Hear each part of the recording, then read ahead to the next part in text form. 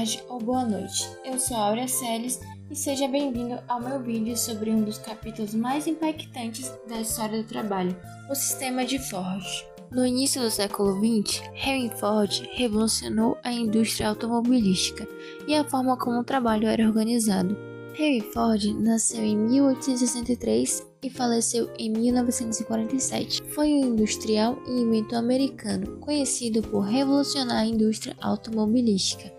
Ele se interessou por mecânica desde jovem e trabalhou em várias empresas antes de fundar a Ford Motor Company em 1903. 2 semanas antes, o seu segundo carro de corrida foi campeão de um famoso campeonato nesse mesmo ano. Tornou-se um respeitado homem de negócios, porém nunca abandonou seu ofício de pesquisador. Sempre andava nos corredores da fábrica, observando seus funcionários fabricarem as peças e a montarem veículos por ele projetados. No sistema de Ford, existem 2 áreas de conhecimento que possibilitou que Henry ampliasse sua série de inovações tecnológicas e organizacionais. Essas chamadas de engenharia de produto e engenharia de processo. A engenharia de produto refere-se ao design e ao desenvolvimento dos produtos que serão fabricados.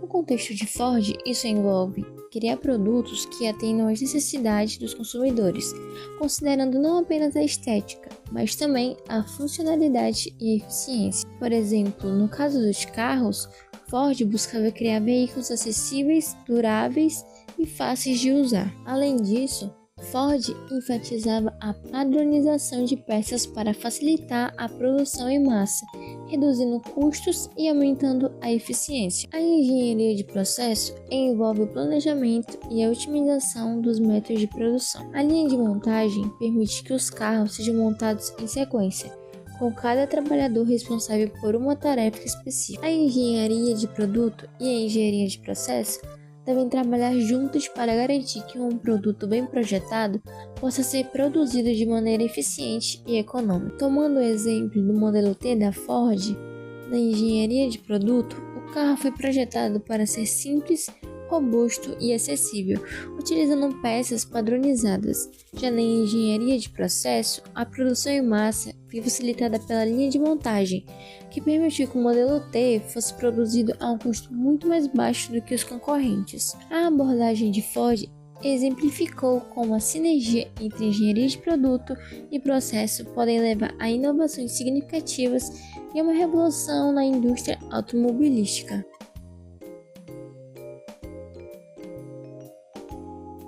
Primeiro, um mecanismo de transferência, que pode ser um trilho, uma esteira ou um conjunto de ganchos ligados de tração integrado a um comando único, que lhe transmite um movimento regular ao longo do tempo. Segundo, um conjunto de postos de trabalho uniformemente dispostos lado a lado. A cada trecho que passa o objeto de trabalho trazido pelo mecanismo de transferência, nos quais já estão presentes, na forma de pequenos estoques e com mecanismos que permitam seu mais fácil acesso aos trabalhadores, os instrumentos, as ferramentas e as matérias-primas que serão utilizadas por eles na tarefa estritamente determinada que têm para cumprir. A genialidade de Henry Ford reside na sua capacidade de transformar não apenas a produção, mas também a mentalidade do consumidor em sua época.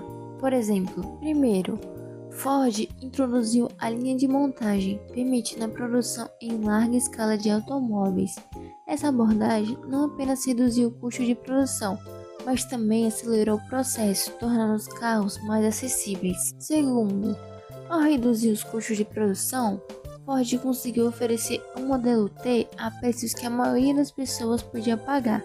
Isso mudou a percepção de que um carro era um luxo para os ricos, tornando-o um bem de consumo comum. Terceiro, ao padronizar componentes, Ford facilitou a produção e a manutenção.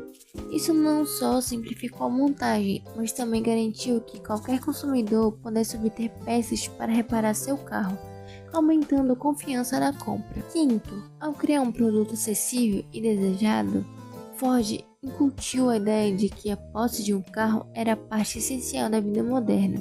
Ele ajudou a criar uma cultura onde as pessoas desejavam consumir produtos padronizados, em vez de produtos feitos sob medida. Sexto, a produção em massa não só aumentou a oferta de carros, mas também gerou emprego nas fábricas. Isso ajudou a estimular a economia, criando um ciclo onde mais empregos significavam mais consumidores em potência. A genialidade de Ford foi, portanto, não apenas técnica, mas também visionária. Ele não apenas inovou na forma como os carros eram produzidos, mas também mudou o comportamento e as expectativas dos consumidores, transformando-os em consumidores de massa de produtos padronizados. O sistema de Ford não apenas mudou a maneira como os carros eram feitos, mas também deixou uma marca na organização do trabalho no século XX e além.